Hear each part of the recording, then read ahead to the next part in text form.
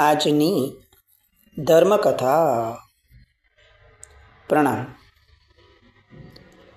ચંદન પૂજા ચતુર રચાવે. આપણે આની પહેલાંની ઘણી બધી વારની વાતોમાં આ વસ્તુ જોઈ છે કે ચંદન પૂજાને મતિજ્ઞાન સાથે કે બુદ્ધિના ઉપયોગ સાથે હંમેશા જોડી છે. શું કારણ હોઈ શકે? કારણ એ પણ હોઈ શકે, એક આપણી કલ્પનાથી આપણે વિચારીએ તો કે ઘણા બધા દ્રવ્યો ભેગા કરી અને ચંદન પૂજા થાય છે. કોઈ એક દ્રવ્યની મોનોપોલી વાળી નથી આ પૂજા.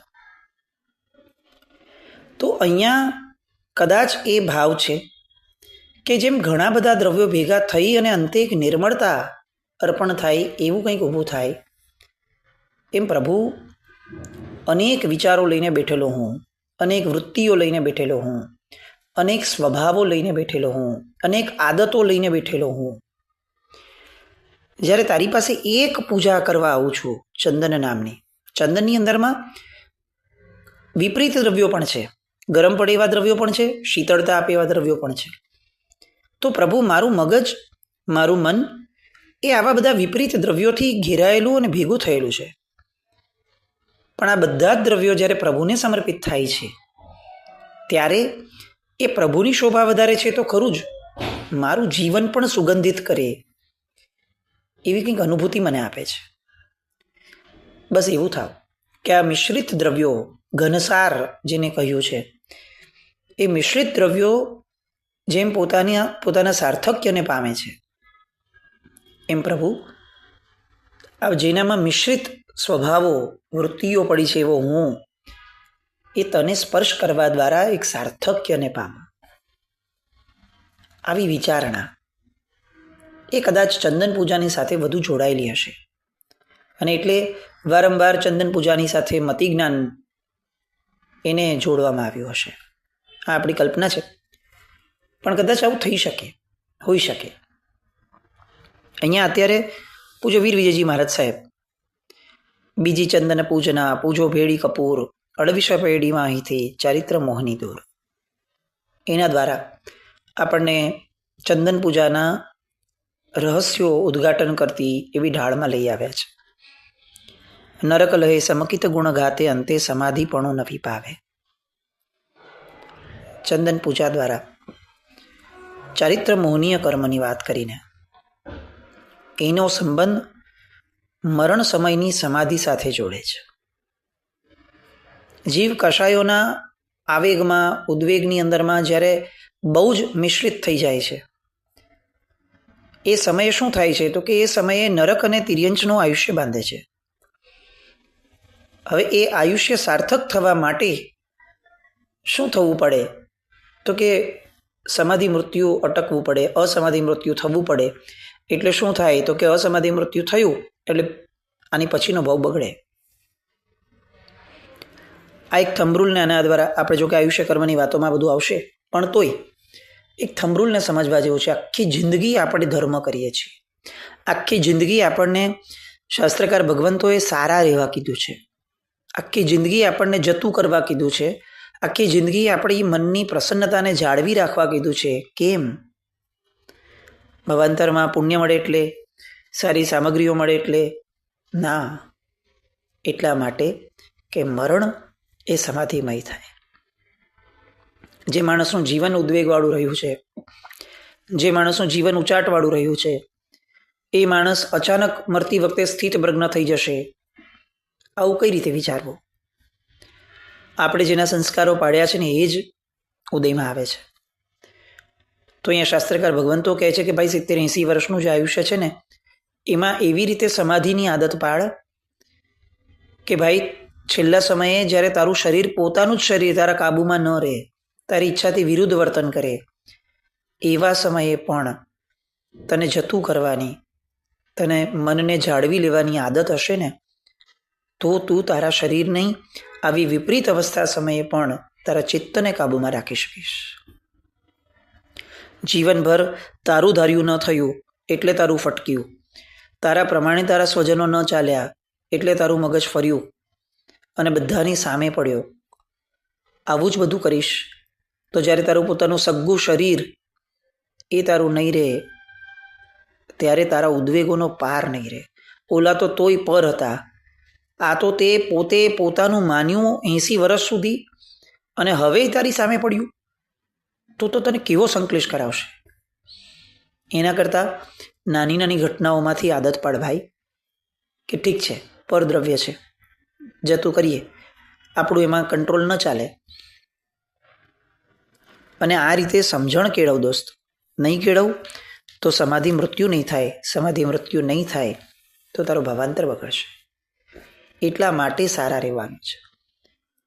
સામો ખરાબ થાય તો પણ હું કેમ સારો રહું, આવો વિચાર નહીં. કારણ કે સામાએ કદાચ સમાધિ મૃત્યુ મેળવવું છે એવો આશય એનો ન પણ હોઈ શકે. એટલા માત્રથી મારે પણ એ આશય ન રાખવો, આ તો મૂર્ખામી છે. સામાએ પોતાને કાદવ લગાડ્યો તો હું પણ કેમ કાદવ ન લગાડું, આવું આપણે ક્યારેય નથી કરતા. તો સામાએ ખોટું કર્યું તો હું પણ એની હારે ખોટું કરું, આવું કેમ? સામો કૂવામાં પડે છે એ જોઈને આપણે ક્યારેય એવું નથી વિચારતા કે ચાલો હવે હું એ પડ્યો છે તો હું પણ પડીશ, એને દેખાડી દઈશ કે જો હું કંઈ ઓછો નથી. આવું આપણે નથી કરતા. તો સામો દુર્ગતિએ જવાય એ રીતનું આચરણ કે વિચાર ન કરે તો હું એનાથી ચડિયાતો થઈને ડબલ દુર્ગતિએ જાઓ, આવી મૂર્ખામી ભર્યા કાર્યો કેમ કરીએ છીએ? સમાધિ મૃત્યુની આ બધી વાતોને લક્ષ્યમાં રાખવાની ચતુરાઈ એ જેનામાં ઊભી થઈ છે ને એ અત્યારે આ ચંદન પૂજા રચાવે છે. હવે અહીંયા કર્મ પ્રકૃતિની વાતો કરે છે. 40 સાગર કોડા કોડી બંધ ઉદય સાસ્વાદન ભાવે, 8મે ગુણઠાણે 20 સત્તા પર્વત રેખા ક્રોધ કહાવે. ક્રોધ માન માયા લોભની વાતો અહીંયાથી હવે શરૂ થવાની બધી.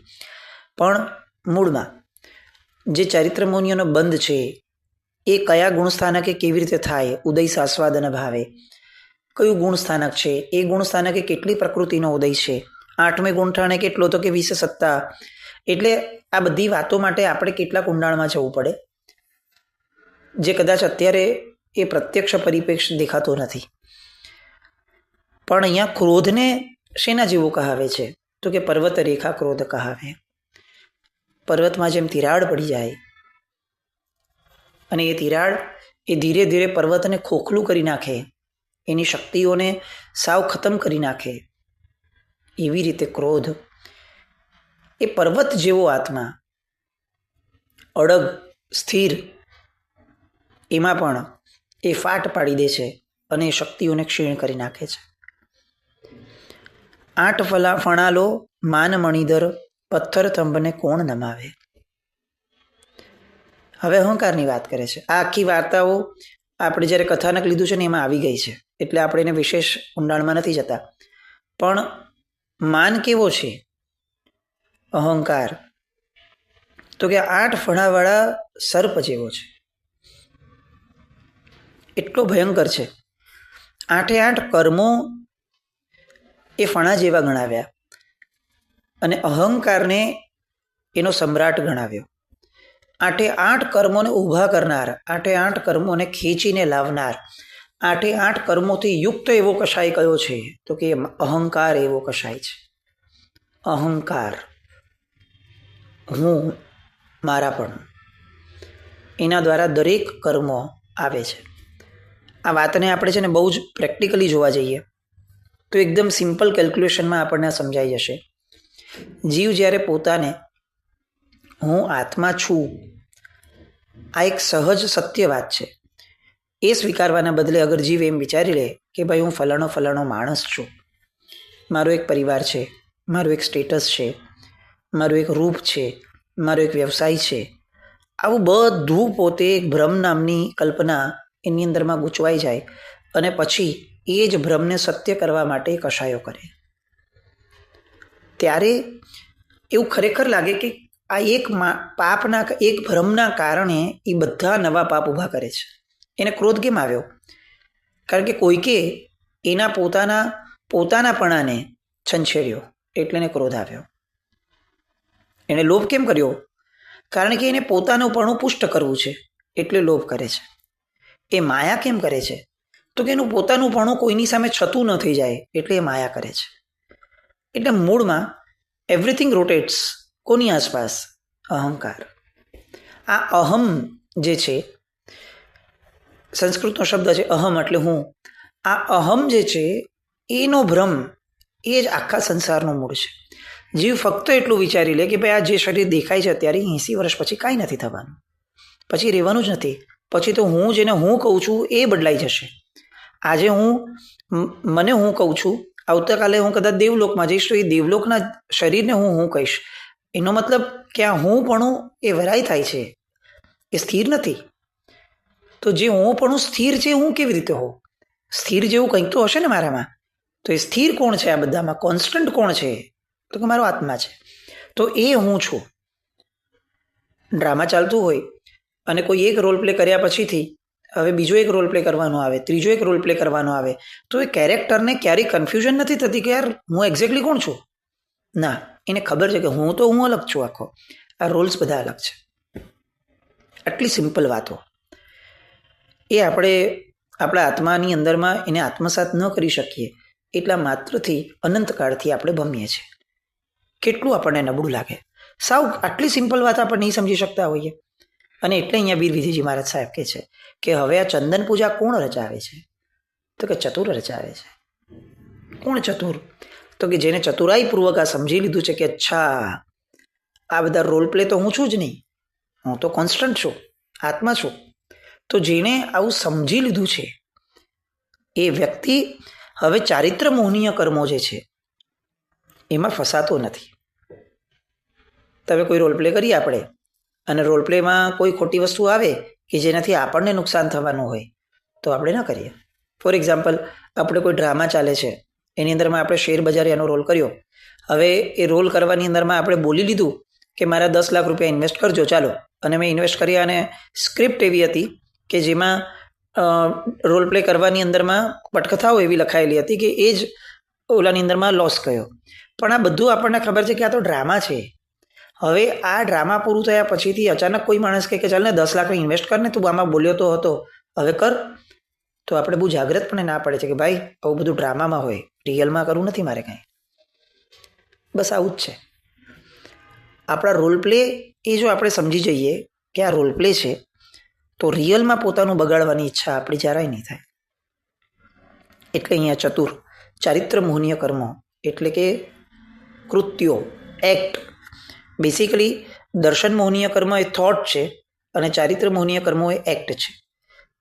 તો આપણા એક્ટ બગડે નહીં એની વાત અહીંયા ચંદન પૂજામાં ચાલે છે. તો એક્ટ બગાડે કેમ નહીં? જો આપણો થોટ પ્રોસેસ ક્લિયર છે તો એક્ટ ન બગડે. તો અહીંયા એ આખી વાતને મૂકી કે ભાઈ અહંકારથી આપણે ખાસ દૂર થઈએ અને આ ભ્રમને આપણે સમજીએ. 8 ફણાલો માન મણિધર પત્તર તમને કોણ નમાવે, ઘનવંશી મૂળ માયા નાગણી, લોભ કિરમજી રંગ કોણ હટાવે, ચંદન પૂજા ચતુર રચાવે. આ બધી વાતો આપણે કરી છે એટલે આમાં બહુ ડિટેલમાં નથી જતા. મેં વશ કીધા મુનિ કિરિયાથી મંત્રમણી મોહરે વશ નાવે. કોને કોને વશ કર્યા છે આ મોહરાજાએ? આ અહંકારે, આ ચારિત્ર મોહનીય કર્મએ. તો એક ક્રિયાથી યુક્ત એવા મુનિને પણ વશ કર્યા. આપણે આ દ્રષ્ટાંત પણ લીધું હતું. મંત્રમણી મોહરે વશન આવે, જાંગુલી વાદીને પાણી ભરાવે, નાગદત્ત વસુદત્ત જગાવે, ચંદન પૂજા ચતુર રચાવે. હવે છેલ્લે આ એનો સાર મૂકે છે. આ બધી કથાઓની વાતો આપણે જોઈ છે એટલે આપણે એને થોડું સ્પીડમાં લઈએ છીએ. સામાયિક દંડક ઉચ્ચરાવે, એ સમો મંત્ર ન કો જગ આવે, ચંદન પૂજા ચતુર રચાવે. સામાયિક દંડક ઉચ્ચરાવવું એ આ જગતના શ્રેષ્ઠ મંત્રોમાંનો એક મંત્ર છે અને ચારિત્ર મોહનીય કર્મના નાશ માટેનો આ શ્રેષ્ઠ ઉપાય છે. કેમ આવું? તો કે સામાયિક દંડક ઉચ્ચરાવવા માત્રથી જીવ અનેક એક્ટથી બચી જાય છે. આપણે આ શબ્દને બહુ સમજી શકીએ એમ છે એટલે આ શબ્દ વાપર્યો છે કે આપણે સામાયિક લીધી તો હવે 48 મિનિટ આપણે ક્યાં હશું? કટાસના પર હશું. 48 મિનિટ માટે આપણે કેટલા બધા એવા એક્ટથી બચી જઈએ છીએ કે જે એક્ટ આપણે સામાન્ય રીતે કર્યા જ હોત આ સમયમાં. જેમ કે ફોન ઉપાડવો, જેમ કે બહાર ફરવા જવું, જેમ કે વ્હીકલ્સ વગેરેનો વપરાશ કરવો, જેમ કે રસોડાની અંદરમાં કંઈ કામ કરવું, જેમ કે આપણી રૂટીનની જેટલી પણ પ્રક્રિયા છે બધી જ, આ બધામાં ક્રિયાનું જે મૂળ પાપ છે એ પાપથી અટકીએ છીએ. સામાયિક એ સૌથી પહેલાં ક્રિયાથી આપણને અટકાવે છે, એટલા માટે કે તમે જો ક્રિયાથી અટકશો ને તો અંદર ઉતરી શકશો. એટલે ક્રિયાથી અટકવું એ સામાયિક નથી. ક્રિયાથી અટકવું એ સામાયિકની રિક્વાયરમેન્ટ છે કે ભાઈ 48 મિનિટ હવે તમે કોઈ ક્રિયા નહીં કરો. આ સામાયિક નથી, આ સામાયિકની રિક્વાયરમેન્ટ છે. સ્કૂલમાં જવું હોય તો યુનિફોર્મ પહેરીને આવશો, આવું આપણને જ્યારે કહેવામાં આવે ત્યારે યુનિફોર્મ એ સ્કૂલ નથી. યુનિફોર્મ એ સ્કૂલની રિક્વાયરમેન્ટ છે કે ભાઈ સ્કૂલમાં આવવું છે તો ભાઈ યુનિફોર્મ પહેરીને આવવું પડશે. એમ અહીંયા આપણને કીધું કે સામાયિક કરવું છે તો આ બધી ક્રિયાઓનો ત્યાગ કરવો પડશે. પછી જેમ યુનિફોર્મ પહેરીને બાળક સ્કૂલમાં એન્ટર થાય એટલે પહેલો સવાલ થાય કે ભાઈ ચલો યુનિફોર્મ પહેરી લીધું, સ્કૂલમાં આવી ગયા, હવે શું કરવાનું છે? ત્યારે સ્કૂલનું એજ્યુકેશન એને અપાય. એવી રીતે આપણે જ્યારે બહારના બધા એક્ટથી બચી અટકી ગયા, વિરમી ગયા, એ પછીથી કનેમી બનતે જ્યારે ઉચરાય છે ત્યારે હવે જીવ પૂછે છે કે પ્રભુ હવે હું શું કરું? આ બધી ક્રિયાઓ નથી કરવાનો, તો હવે હું શું કરું? અને ત્યારે પ્રભુ કહે છે કે તું અક્રિય બનવા માટેનો પ્રયત્ન કર. આ આપણું સામાયિક. આપણે સામાયિકમાં પણ ક્રિયાઓ શોધીએ છીએ. આપણે યુનિફોર્મની વેરાયટીને એજ્યુકેશન સમજીએ છીએ. મૂળભૂત રીતે એજ્યુકેશન માટે એજ્યુકેશન છે, યુનિફોર્મ માટે એજ્યુકેશન નથી. યુનિફોર્મ હોવો જ જોઈએ, પણ યુનિફોર્મ જ હોય એ ન ચાલે, સાથે એજ્યુકેશન હોવું જોઈએ. એવી રીતે અહીંયા કરીમી બંતેનું ઉચ્ચારણ જે એને શ્રેષ્ઠતમ મંત્ર કીધો છે, કેમ કીધો છે કે જેવો એ સામાયિક દંડક ઉચ્ચરાવે છે એટલે હવે જીવ ઢગલા બંધ પાપોથી વિરમી જાય છે. અને હવે શું કરવાનો છે? તો કે હવે ચતુર બનવાનો છે. સામાયિકમાં બેસીને શું કરશે? તો કે ચતુરાઈપૂર્વક પોતાના આ અહમના ભ્રમને તોડવા માટેનો પ્રયત્ન કરશે. શ્રી શુભ વીરના શાસન માહે નાગદત્ત અક્ષય પદ પાવે, ચંદન પૂજા ચતુર રચાવે. નાગદત્તનું દ્રષ્ટાંત પણ આપણે જોયું છે. આ બધા દ્રષ્ટાંતો દ્વારા જે આપણને સમજાવે છે ને એ ચતુરાઈ છે કે દોસ્ત તું ચતુર બન. તું હવે સામાન્ય માણસ નથી. તું સામાન્ય લોકોની જેમ તું પણ બ્રહ્મમાં જીવીશ. તું પણ લૌકિક ધર્મોની જેમ ક્રિયાઓ કરીને પોતાને ધર્મનો અધિકારી માની લઈશ. તું બીજા બધા ભવોની અંદરમાં જે કર્યું એવી રીતે મોહમાં મૂળ બની અને મોક્ષના માર્ગે છું એવું સમજી લઈશ. તો દોસ્ત તું ક્યાંય તારા 70-80 વર્ષને ગુમાવી બેસીશ. તું ચતુર બન. તું હવે ચંદન પૂજા કરતો થયો. તું સ્વયં સાક્ષાત પ્રભુના સ્પર્શને પામતો થયો છે ભાઈ. હવે તું મૂર્ખ રહે કેવી રીતે ચાલે? હવે તો તારે સમજણ કેળવવી જ પડે. અને સમજણ કેળવતા કેળવતા જે ચતુરાઈ પ્રગટે છે એ ચતુરાઈ પૂર્વક હવે તું ચંદન પૂજા કર. ચંદન પૂજા ચતુર રચાવે. છેલ્લેનો મંત્ર ઓમ રીમ શ્રીમ પરમ પુરુષાય પરમેશ્વરાય જન્મજાળ મૃત્યુ નિવારણાય શ્રીમતે અનંતાનુબંધી કષાય દહનાય શ્રીમતે વીર જિનેન્દ્રાય ચંદન બેજામહે સ્વાહા. કેટલી સરસ વાત! અનંતાનુબંધીના જે કષાય છે એનું દહન, એને બાળવા માટે હું આ ચંદન પૂજા કરું છું. અનંતાનુબંધીના ઘરના ક્રોધ, માન, માયા અને લોભ જે આપણે સંવત્સરીય કરીએ છીએ ને મિચ્છામી દુક્કડમ, એ એક્ઝેક્ટ પ્રક્રિયા અહીંયા ચંદન પૂજા માટે પંડિત વીર વિજયજી મહારાજ સાહેબે લખી.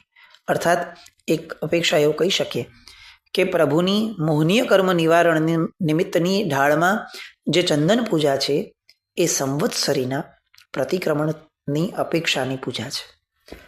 કારણ કે સંવત્સરીનું પ્રતિક્રમણ જ કેમ કરવું છે?